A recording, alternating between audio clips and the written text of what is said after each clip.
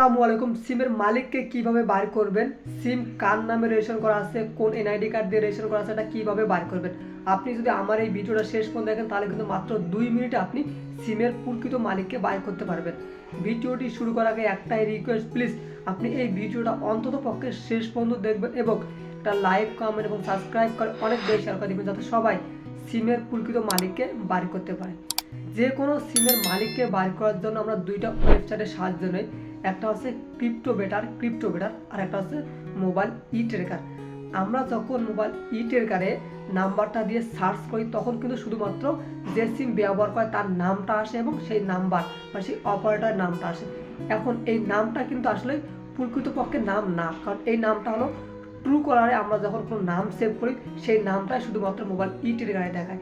আর crypto বেটারটা হচ্ছে এটা বাইরের দেশের একটা সফটওয়্যার বা ওয়েবসাইট। এর মাধ্যমে কিন্তু বাংলাদেশি কোনো সিমের মালিককে আপনি বার করতে পারবেন না।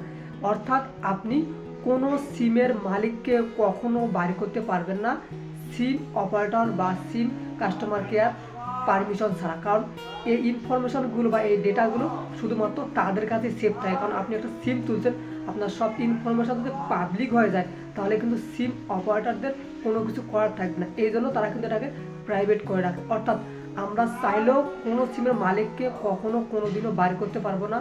আমরা ইউটিউবে যে ভিডিওগুলো দেখে, এই ভিডিওগুলো ফেক ভিডিও, এই ভিডিওগুলো শুধুমাত্র ভিউ বাড়ানোর জন্য ভিডিও। আমি আপনাদের সময় নষ্ট করতেছি না। এই ভিডিওর মাধ্যমে আমি আপনাদেরকে এটাই মেসেজ দিলাম যে আপনারা কখনো কোনো সিমের মালিককে বার করতে পারবেন না।